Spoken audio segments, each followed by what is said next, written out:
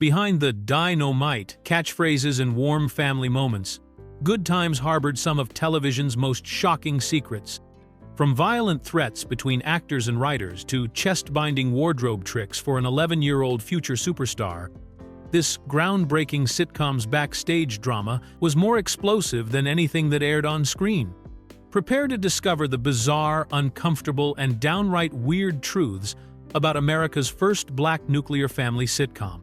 Fact 1. John Amos threatened writers' lives over scripts. John Amos, who played the strong-willed father James Evans on Good Times, had such intense disagreements with the show's writing staff that he would literally threaten their lives over script disputes. The actor, who stood 6 feet tall and had a commanding presence, would become so frustrated with storylines he felt were inauthentic to the black experience that he would challenge writers to physical confrontations. In a candid interview years later, Amos admitted that he wasn't very tactful in his complaints about script content and acknowledged that the producers eventually got tired of having their lives threatened over jokes. When disagreements arose during script meetings, Amos would often tell the writers, "Let's go outside," to settle their differences, essentially challenging them to fights. This aggressive approach was completely foreign to the Hollywood writers, who were accustomed to more civilized creative discussions and had never encountered an actor who was willing to resort to physical intimidation.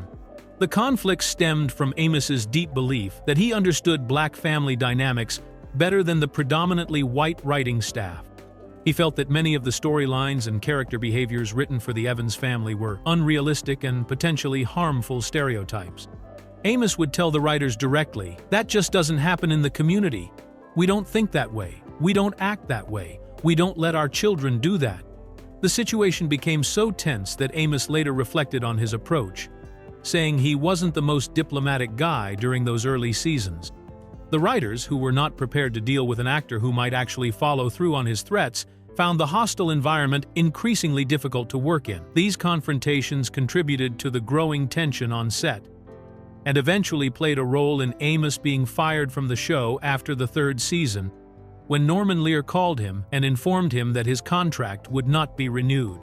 Fact 2. Norman Lear originally hated the Dy-no-mite catchphrase. The most famous phrase from Good Times almost never made it to air because the show's executive producer Norman Lear absolutely despised it and had such a strong physical reaction that it literally made him throw up. The catchphrase Dy-no-mite became one of the most recognizable expressions of the 1970s, but its creation was the result of a behind-the-scenes battle between the show's creative team.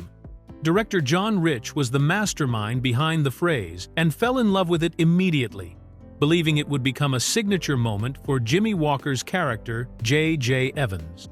Rich was so convinced of its potential that he insisted Walker deliver the line in every single episode.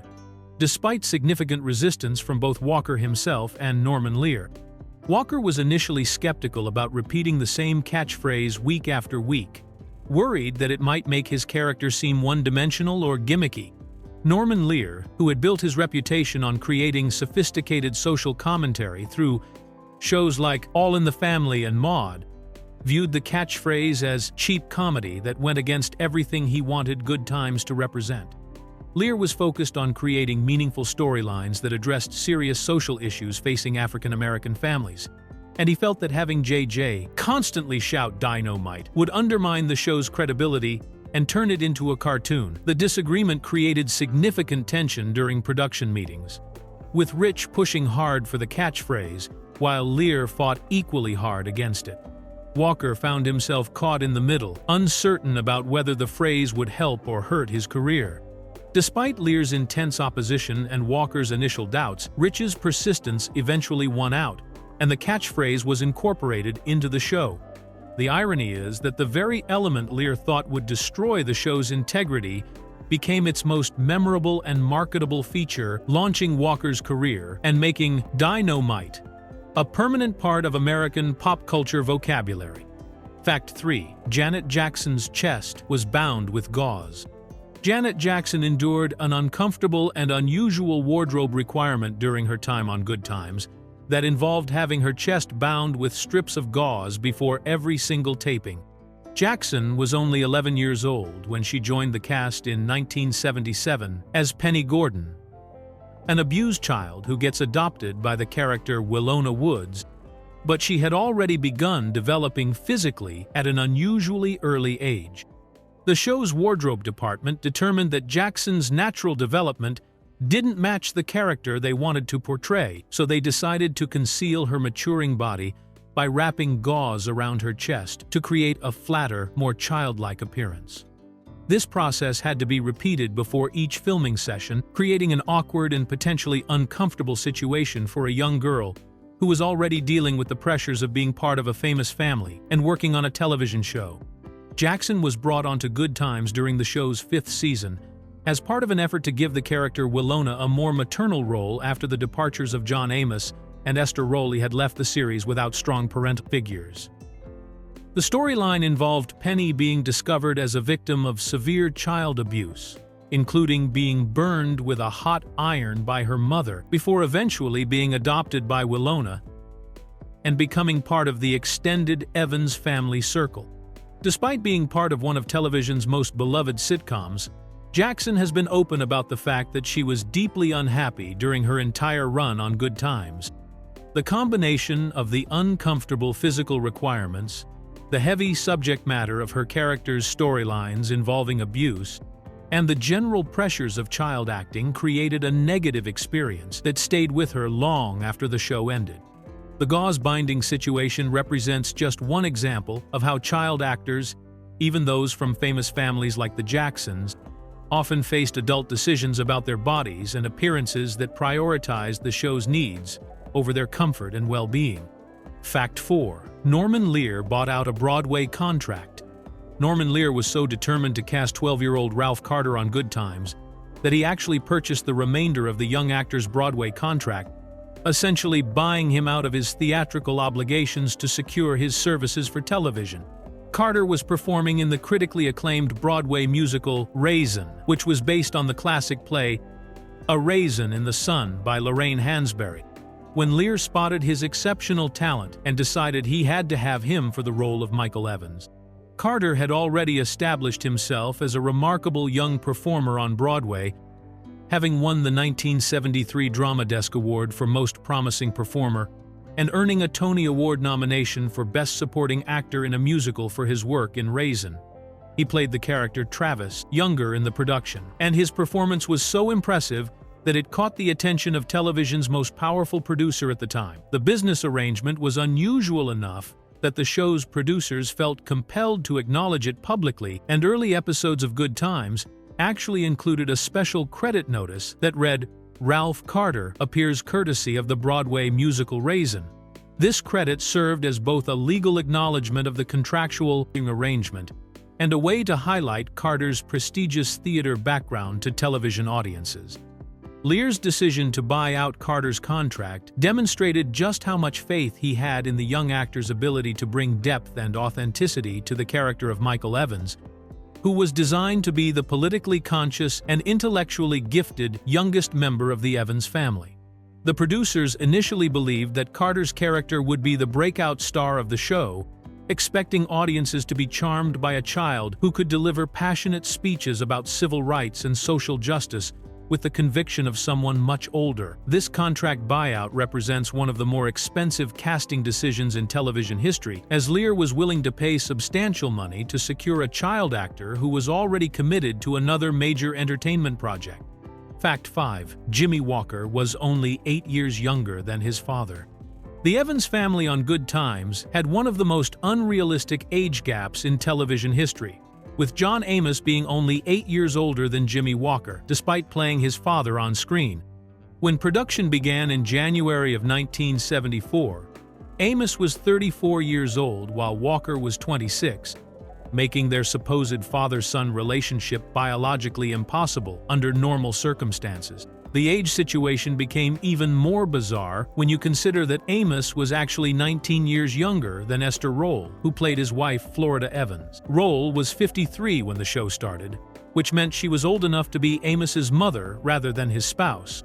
This created the unusual dynamic where the mother of the family was closer in age to being the grandmother. while the father was practically the same generation as his supposed eldest son. Walker's youthful appearance helped mask some of the age discrepancy, as he had a naturally lanky build and boyish face that made him seem younger than his actual years. However, anyone who looked closely at the cast could see that there was something unusual about the family structure, especially since Walker was supposed to be playing a 17-year-old teenager when he was actually pushing 30.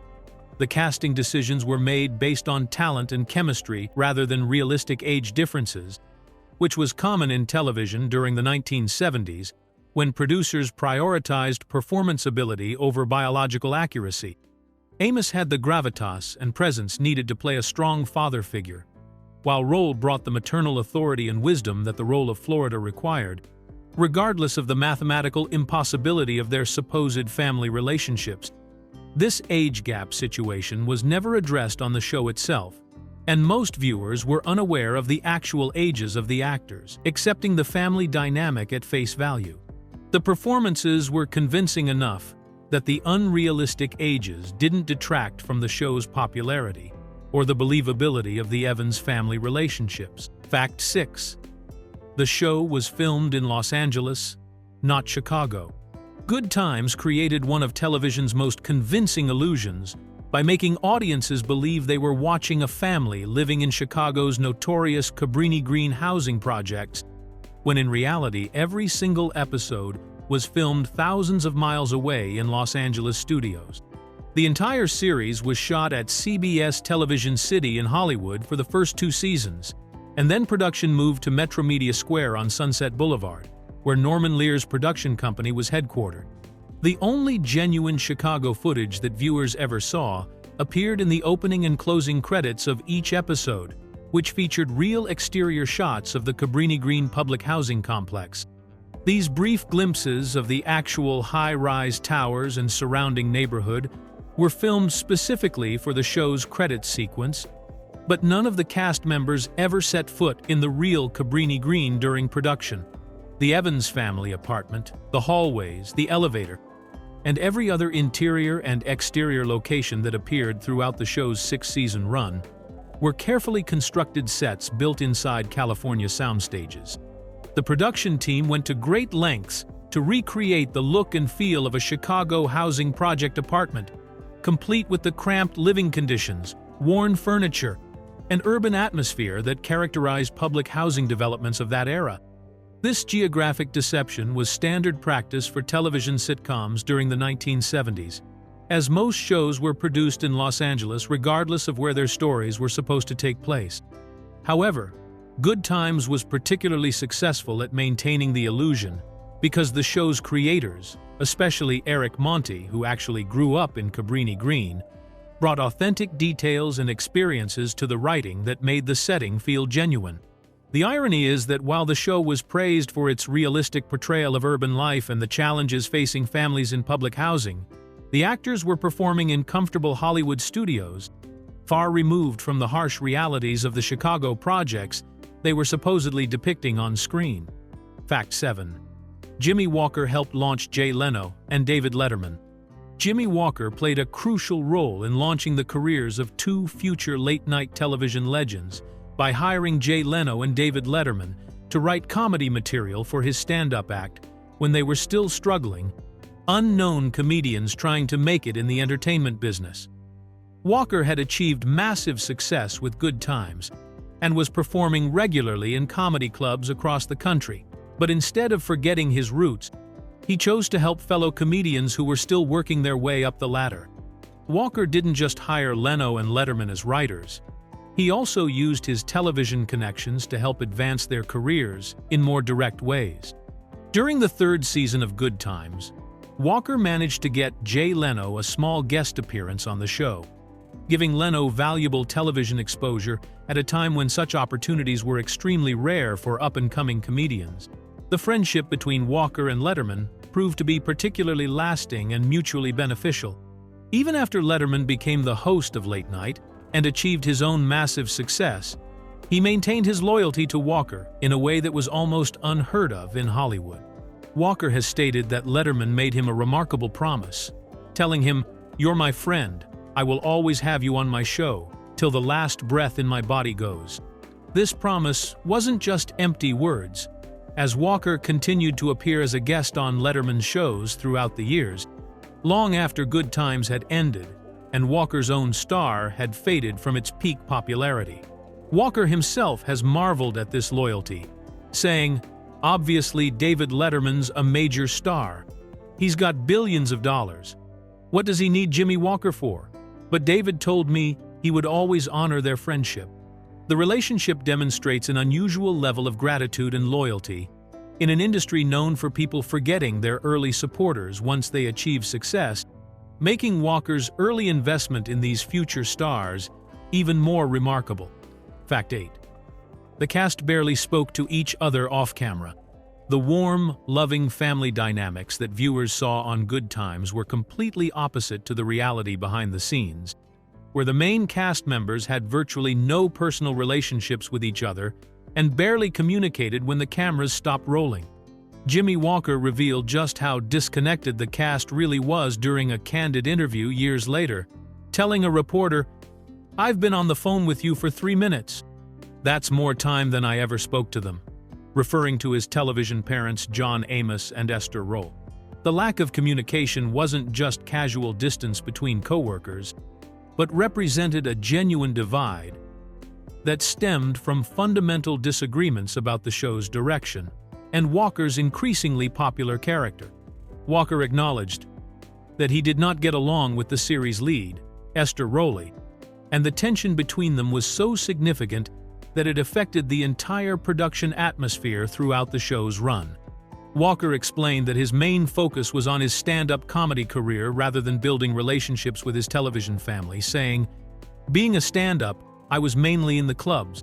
My time on the show was actually very relaxing because it got me away from my writers." This attitude put him at odds with Amos and Rolle, who were deeply invested in the show's social message and felt that Walker's comedic approach was undermining their efforts to present a positive image of Black family life. The depth of the personal rift became most apparent when Esther Rolle passed away in 1998. While the other surviving cast members gathered to honor their former co-star and pay their respects, Walker was notably absent from the funeral, making him the only Good Times star who chose not to attend. This absence served as a final statement about the relationships that never developed during their years of working together, despite playing one of television's most beloved families for 6 seasons on national television. Fact 9. The character Carl Dixon was erased from existence. One of the most unusual demands in television history occurred when Esther Rolle agreed to return to Good Times for the final season, but only on the condition that there be no record of Carl having ever existed, essentially forcing the writers to completely erase a major character from the show's continuity. Carl Dixon, played by Moses Gunn, had been Florida's second husband who she married at the end of Season 4 and moved to Arizona with at the beginning of Season 5. But when Rolle came back, she wanted all traces of this relationship removed from the storyline. Rolle's objection to the Carl Dixon character stemmed from her belief that the relationship was fundamentally wrong for her character on multiple levels. She felt it was completely implausible for the devoutly Christian Florida Evans to marry an avowed atheist like Carl, viewing this as a betrayal of everything her character stood for in terms of faith and values. The religious difference wasn't just a minor character detail to Rolle. It represented a fundamental incompatibility that she felt no realistic person in Florida's position would overlook. Beyond the religious issues, Rolle also believed that Florida had moved on much too quickly after her husband James's tragic death, feeling that the timeline didn't allow for proper grieving or respect for her deceased spouse. The writers had introduced Carl and moved the relationship to marriage within just 1 season, which Rolle viewed as unrealistic and disrespectful to the memory of James Evans and the deep love that Florida had shown for him throughout the early seasons. The producers agreed to Rolle's demands because they desperately needed her back to restore the family dynamic that had made the show successful. When Florida returned in Season 6, Carl was simply never mentioned again, and Florida continued using the surname Evans instead of Dixon. While it was never explicitly stated on screen, There was a deleted scene that implied Carl had died from cancer during Florida's absence, but even this explanation was ultimately removed to completely eliminate any reference to the marriage. Fact 10. Bernadette Stanis became TV's first black sex symbol. Bernadette Stanis achieved a groundbreaking cultural milestone by becoming television's first black sex symbol and it girl through her role as Thelma Evans on Good Times, transforming her from a supporting character on a family sitcom into a nationwide sensation that redefined beauty standards for an entire generation. Stanis was described as the personification of black beauty during the 1970s, representing a sophisticated and graceful image that had never been seen before on mainstream television. Her impact extended far beyond the show itself, as Stanis became a regular fixture in teen magazines and poster collections across America. Young fans, both black and white, covered their bedroom walls with images of the actress, making her one of the most popular pinup stars of the decade. Her natural beauty, combined with her character's intelligence and dignity, created a new model for how black women could be portrayed and celebrated in popular culture. The fame that Stanis achieved was so significant that both she and her younger co-star Ralph Carter reached genuine teen idol status, putting them in direct competition with some of the biggest entertainment figures of the era. They were regularly featured alongside the Jackson brothers and Diana Ross in Hollywood gossip columns, entertainment magazines, and celebrity news coverage, demonstrating just how much mainstream appeal they had gained through their work on Good Times. This level of stardom was particularly remarkable because it came from a sitcom that dealt with serious social issues like poverty, unemployment, and racial discrimination, rather than from a glamorous entertainment show or music career.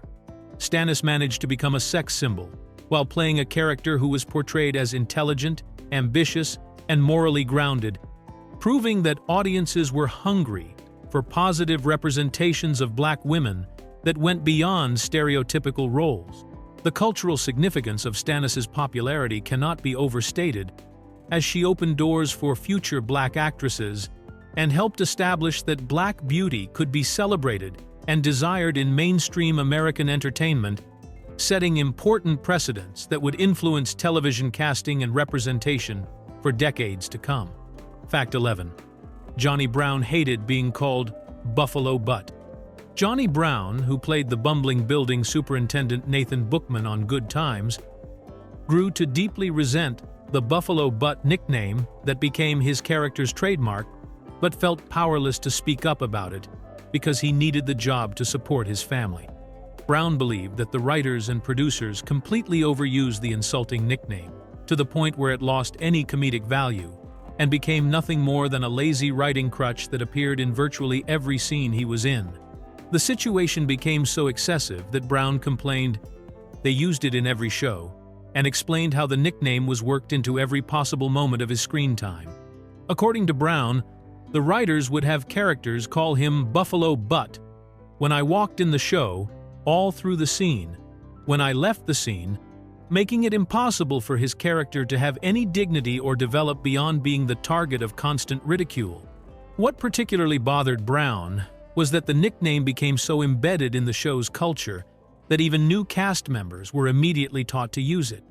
He specifically mentioned that they even had Janet Jackson, who had just come on the show, answering like Mr. Buffalo Butt, demonstrating how the 11-year-old actress was instructed to participate in the ongoing humiliation of his character from her very first episodes. Despite his growing frustration with the situation, Brown felt trapped by his financial responsibilities and explained, "I couldn't say anything because I have a wife and 2 kids to support." This economic pressure forced him to endure what he considered unprofessional treatment and poor writing choices that reduced his character to nothing more than a punchline. Looking back on the experience years later, Brown admitted that his age and financial situation at the time prevented him from standing up for himself, but stated that now, at my age, I would have to say something. The nickname situation represents how actors, especially those in supporting roles, often had to accept whatever treatment the writers gave them, regardless of their personal feelings about the material. Fact 12. The show's theme song lyrics are famously indecipherable. The opening theme song for Good Times became notorious among television viewers for having lyrics that were nearly impossible to understand, creating a shared experience of confusion that lasted throughout the show's entire six-season run. The gospel-styled composition, written by Dave Grusin with lyrics by Alan and Marilyn Bergman, was performed by Jim Gilstrap and Motown singer Blinky Williams, with a full gospel choir providing background vocals. But the combination of their singing style and the audio mixing made the words almost completely incomprehensible to most listeners. The most famous example of the lyrical confusion centered around the line, "hangin' in a chow line," which was so unclear that viewers came up with dozens of different interpretations of what they thought they were hearing. Some people believed the singers were saying, "hangin' in and jivin'," while others heard completely different phrases, leading to countless debates among fans about what the actual words were supposed to be. The audio production choices that created this problem were the result of trying to capture an authentic gospel sound, complete with the emotional vocal stylings and overlapping harmonies that characterized traditional black church music. However, the technical limitations of television audio systems in the 1970s, combined with the passionate delivery style of the singers, resulted in words that blended together and became lost in the musical arrangement. This lyrical mystery became such a well-known phenomenon that it was eventually acknowledged as one of television's most confusing theme songs. Viewers would often find themselves humming along to the melody while making up their own words, or simply mumbling through the parts they couldn't understand, creating a unique shared experience where millions of people were all equally baffled by the same television opening. The situation was made even more frustrating because the theme song was catchy and memorable musically, with an uplifting melody that perfectly captured the spirit of the show, but the inability to sing along properly because of the unclear lyrics became a running joke among Good Times fans for decades. Fact 13. Esther Rolle demanded a father figure stay on the show. Esther Rolle single-handedly changed the entire structure of Good Times by refusing to participate in the show unless it included a strong father figure, directly challenging Norman Lear's original vision for the series and forcing him to completely rethink his approach to the family dynamic. When Lear first approached Rolle about spinning off her Maude character Florida Evans into her own series, he envisioned a show centered around a single mother raising her children alone, which was a common television trope at the time, and would have been easier to write from a dramatic standpoint. Rolle firmly rejected this concept and told Lear that she would not sign on to the project under those circumstances, making it clear that her participation was contingent on the inclusion of a father character. Her reasoning was both personal and political, as she felt that television had a responsibility to combat negative stereotypes about black families and black men in particular. She explained her position with a powerful statement that became one of the most important declarations in television history, saying, "I couldn't compound the lie that black fathers don't care about their children." Rolle understood that television had enormous influence on public perception and was determined not to contribute to harmful misconceptions about black family structures that were already prevalent in American media and society. This stand was particularly significant because it came during the early 1970s, when single-parent families were becoming more common in television shows, but were often portrayed in ways that reinforced negative stereotypes about absent fathers, especially in black communities. Rolle recognized that showing a loving, present, hardworking black father would be revolutionary for television audiences who rarely saw such positive representation. Lear ultimately agreed to Rolle's demands because he recognized both her talent and the validity of her argument. John Amos was brought in to play James Evans, creating the television landscape's first portrayal of a complete black nuclear family struggling with economic challenges while maintaining their dignity, love, and commitment to each other through difficult circumstances. Fact 14. The show was nearly called The Black Family. Good Times began its journey to television with a completely different title and family structure in an original script called The Black Family, which was created by Mike Evans and Eric Monti before Norman Lear transformed it into the show that eventually made it to air. The original concept featured a family with Father John, Mother Mattie, and children JJ, Thelma, and Michael, maintaining the same basic family dynamics and character types that would later become familiar to Good Times viewers, but with different names and a more direct approach to the show's racial themes. Mike Evans, who was already working with Norman Lear as an actor on All in the Family, where he played Lionel Jefferson, had heard through industry connections that CBS was interested in developing a series about a black family. Recognizing this as an opportunity, Evans approached Lear and asked for permission to try writing a pilot script. And Lear gave him the green light to pursue the project with his collaborator Eric Monti. The two writers developed The Black Family as a straightforward family sitcom that would address the daily struggles and experiences of an African-American household. But their original script was put on hold when Lear initially wanted the family to be headed by a single mother rather than having both parents present. Evans and Monti objected to this change because they felt it was important to show a complete family unit, and the project was temporarily shelved while these creative differences were worked out. The script was later resurrected and completely reworked when Lear decided to create a spin-off for Esther Rowley's character Florida Evans from Maude. Rather than starting from scratch with an entirely new concept, Lear and his team used The Black Family as the foundation for what would become Good Times, adapting the basic family structure and relationships while changing the character names and integrating Florida's established backstory from her appearances on Maude into the new series format. Fact 15. Ralph Carter was expected to be the breakout star. The producers of Good Times made a completely wrong prediction about which character would capture audiences' hearts, believing that 12-year-old Ralph Carter would become the show's breakout star rather than Jimmy Walker's JJ. Evans, based on their conviction that viewers would be charmed by a child who delivered passionate political speeches with adult-level conviction. The creative team thought it would be both humorous yet poignant that a child would be espousing such zealous viewpoints about civil rights, social justice, and political issues that were typically discussed by much older activists and intellectuals. Carter's character Michael Evans was deliberately written as an unusually politically aware and outspoken young boy who would challenge authority figures, question social inequalities, and deliver mini lectures about African American history and current events. The character was so intensely focused on activism and social consciousness that his own father, James Evans, nicknamed him the militant midget, a term that perfectly captured Michael's combination of small physical stature and enormous passion for political causes.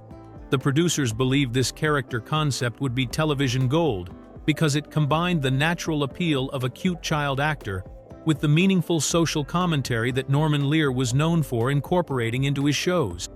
They expected audiences to be both entertained and moved by watching a little boy who could articulate complex ideas about racism, poverty, and social change with the same intensity and knowledge as adult civil rights leaders. Carter certainly had the talent and stage presence to support the producers' expectations, having already proven himself on Broadway with award-winning performances that demonstrated his ability to handle serious, dramatic material despite his young age. His background in professional theater gave him the skills needed to deliver the character's lengthy speeches about social issues in a convincing and engaging way. However, audiences were ultimately drawn to JJ's lighthearted comedy and catchphrases rather than Michael's serious political commentary, proving that viewers preferred escapist entertainment over the educational content that the producers thought would make Carter the star of the show.